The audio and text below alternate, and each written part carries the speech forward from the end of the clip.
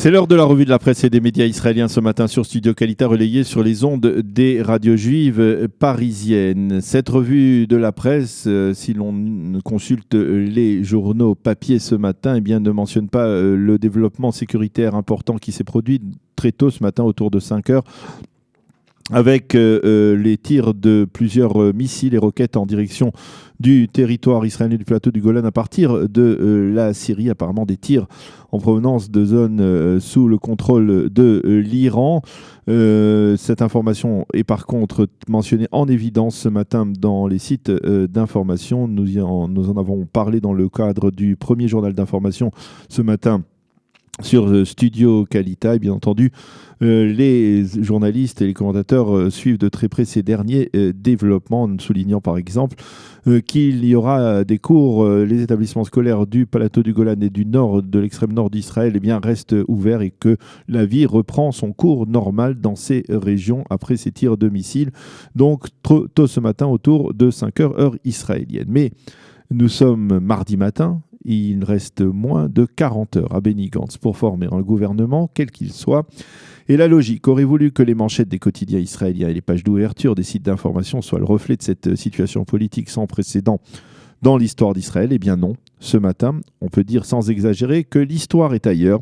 L'histoire avec un grand H, c'est la décision inattendue mais ô combien importante annoncée hier soir en plein journal télévisé israélien de Washington par le secrétaire d'État américain Mike Pompeo.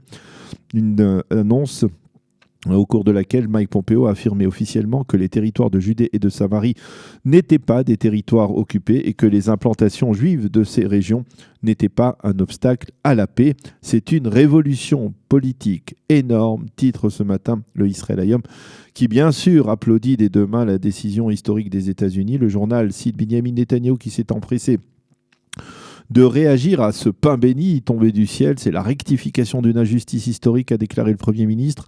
Satisfaction également au sein du Conseil des localités juives de Judée et de Samarie. Par contre, souligne le Maariv ce matin, c'est la colère au sein de l'autorité palestinienne et très vif mécontentement également au sein de l'Union européenne qui s'est empressée de critiquer la décision américaine. Le Yediot Ahronoth consacre lui aussi la moitié de sa une à ce développement et lui aussi parle de déclarations historiques. L'administration Trump cachérise les implantations, titre le grand quotidien. Et il souligne qu'hier, Mike Pompeo a de facto annulé une position officielle de l'administration américaine datant de 1978, donc de l'époque d'un certain Jimmy Carter. Et il a déclaré que les implantations ne violaient pas le droit international. Pompeo a toutefois précisé que leur avenir devrait être déterminé lors de négociations entre les deux parties israéliennes et palestiniennes. Quant au Haaretz, il explique que la décision de Mike Pompeo est intervenue en réponse à la décision de l'Union européenne d'ordonner aux pays membres donc de l'Union de mentionner sur l'étiquetage de leurs produits, des produits israéliens en provenance des implantations juives de Judée et de Samarie, donc de mentionner cet étiquetage, ce qui avait suscité certaines réactions la semaine dernière du côté israélien. Alors bien évidemment, les quotidiens israéliens commentent ce développement et tentent d'en mesurer l'impact, surtout dans la conjoncture politique actuelle. Pour Mati Tourfeld dans le Israël Hayom, cette reconnaissance américaine risque d'handicaper sérieusement Benny Gantz dans ses efforts pour former un gouvernement d'ici demain soir. Amnon Lord a qualifié cette décision d'un des plus importants tournants dans la diplomatie américaine en faveur d'Israël. Et maintenant, écrit-il, il faut juste former un gouvernement israélien qui soit capable de donner un contenu à cette déclaration. Pour Caroline Glick, cette décision américaine est la première véritable occasion de tenter de parvenir à une paix véritable au Proche-Orient.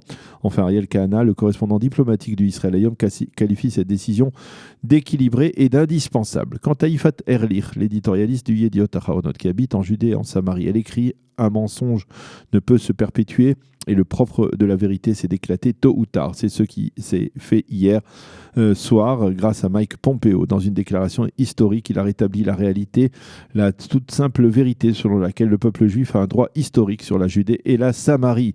L'administration américaine, écrit-elle ce matin dans le Yediot Ahronoth, méprise l'hypocrisie des Européens. Il a décidé de saisir une opportunité pour corriger une injustice de 1978 qui considérait les implantations comme illégal. C'est donc bien entendu Mike Pompeo. Voilà ce que l'on peut lire ce matin dans les quotidiens israéliens qui ont découvert cette information vers 20h15 hier soir. Il ne fait aucun doute que ce développement aura des répercussions sur une classe politique en pleine effervescence, donc à moins de 40 heures de la fin du mandat de Benny Gantz. Alors ce matin, si près de l'échéance, mais apparemment si loin de la formation d'un gouvernement, on s'interroge et personne ne peut affirmer avec certitude ce qui va se passer durant ces 40 dernières heures cruciales pour l'échiquier politique israélien. Ce que l'on comprend, c'est qu'Avigdor Lieberman est plus que jamais le politicien le plus courtisé de l'histoire d'Israël et qu'il mérite bien, pour l'instant, son titre de faiseur de roi. Hier, Lieberman a été très clair. Si d'ici mercredi midi, nous ne parvenons pas à former un gouvernement d'union nationale, alors chacun fera ce que bon lui semble. Fin de citation. Alors, dans l'absence d'une décision claire pour l'instant, les observateurs en sont réduits à des estimations ou à des appréciations. Ces estimations, qui sont sensiblement les mêmes dans l'ensemble des quotidiens israéliens de ce matin, indiquent que l'on commence à paniquer au sein de Bleu-Blanc de peur de manquer cette opportunité pour Benny Gantz de devenir Premier ministre. Par contre, au Likoud, on parle d'indices qui permettent de parler de rapprochement avec Israël Beiteinu de Lieberman et de tractation intense avec les partis orthodoxes afin qu'ils acceptent un compromis qui permette à Lieberman d'entrer dans une coalition de droite formée par Binyamin Netanyahou, avec donc bien entendu son bloc des 55, plus les 8 députés d'Israël Beiteinu. Par contre, toujours selon les estimations, la probabilité de voir former d'ici demain un gouvernement minoritaire avec le soutien extérieur des partis arabes demeure infime, voire même quasiment nulle, surtout après la vive altercation hier à la Knesset entre Benny Gantz et le député arabe israélien Ahmed Tibi. Tibi était monté à la tribune de la Knesset pour dénoncer ce qu'il a appelé la campagne d'incitation contre le public arabe menée ces derniers jours par Binyamin Netanyahou. Tout cela risque de très mal se terminer, avait dit Ahmed Tibi. Le Haaretz, dans son éditorial central, ne cache même plus ses aspirations. Tout sauf Bibi, titre le journal en intitulé de son éditorial, dans lequel il affirme qu'un gouvernement d'union nationale dirigé par un homme tel que Binyamin Netanyahou, qui, je cite, incite à la haine, serait le cas de figure le plus catastrophique pour l'État d'Israël. Gideon Allon, dans le Israël Hayom, affirme qu'en cas d'échec de Benny Gantz, le centre de gravité politique se déplacera vers la Knesset, qui devra trouver en 3 semaines, dans les 3 prochaines semaines, un député sur les 120 capable de rassembler autour de son nom le soutien de plus de 60 de ses collègues. Si c'est le cas, il aura alors 2 semaines pour former un gouvernement ou tenter de former un gouvernement.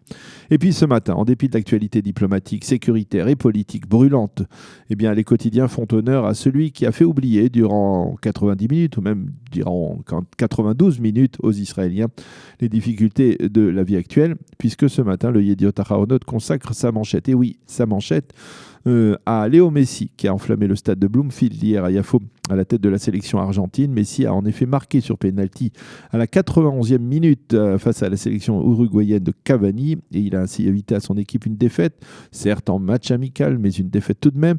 Plus de 30 000 spectateurs enthousiastes israéliens étaient dans les tribunes du stade, le remplissant au maximum pour cette grande fête du football, comme il n'y en a malheureusement pas souvent en Israël. Et comme l'écrit ce matin Raz Chernik dans le Yediot Ahronoth, pendant 90 minutes, nous avons eu l'impression d'être un peuple normal. Fin de citation.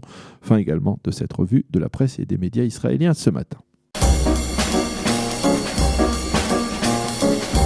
Pour mieux s'immerger dans la réalité politique, sécuritaire, économique et sociale d'Israël, connectez-vous chaque matin sur Studio Kalita.